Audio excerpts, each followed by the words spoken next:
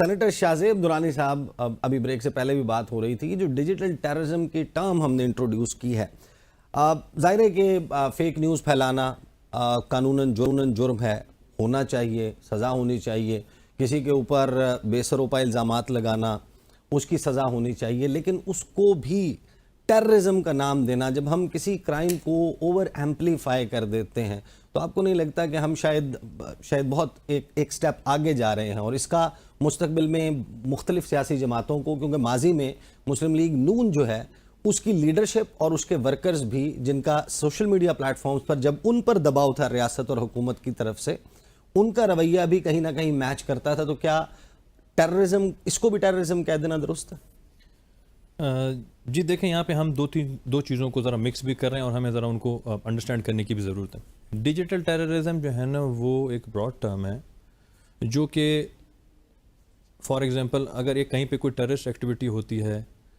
اب وہ terrorist activity جو کہ میں ایک براڈ ٹرم میں یوز کر رہا ہوں، میں وائلنٹ ایکٹیویٹیز کو بھی، کیونکہ کوئی پیسفل مائنڈ تو ٹیررسٹ بن نہیں سکتا، سیدھی سی بات ہے۔ تو جو ایکٹیویٹی کہیں پہ کوئی ٹیررسٹ ایکٹیویٹی ہوتی ہے اور اس میں اگر کچھ لوگ شہید ہوتے ہیں، جہاں بھاگ ہو جاتے ہیں، تو وہ تو ایک لمیٹڈ 8-10 کہیں پہ جو ایکٹیویٹی اس کے نتیجے میں جو ہے نا وہ افیکٹ ہوئے، لیکن وہ ایکٹیویٹی جو کہ اس ٹیررسٹ مائنڈ سیٹ کو، اس ٹیررسٹ نیریٹو کو تقویت دیتی ہے، یہ لیکن کیا فزیکلی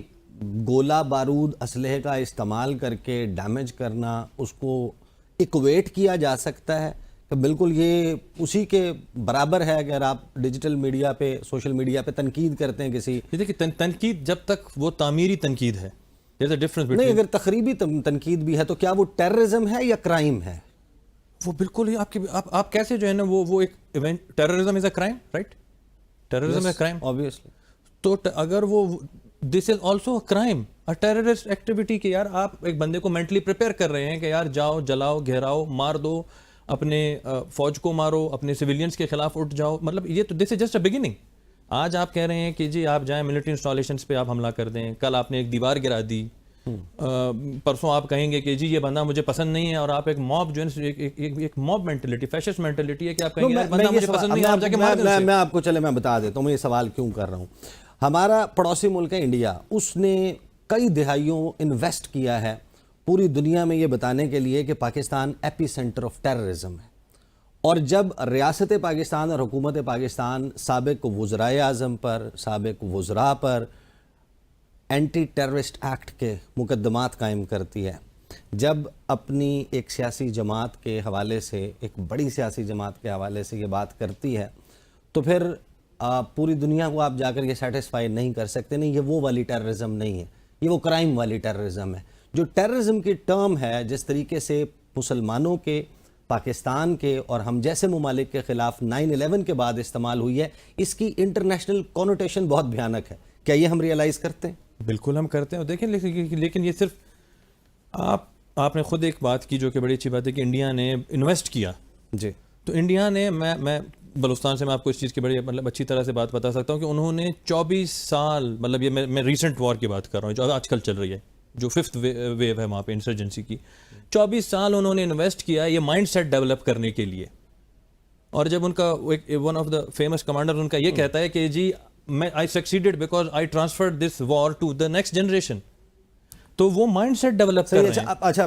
کیونکہ آج پروگرام میں جو ہے وہ وقت بھی قلیل ہے، آپ کے اتحادی آن بورڈ ہیں پی ٹی آئی کے اوپر پابندی لگانا فائنل ہے؟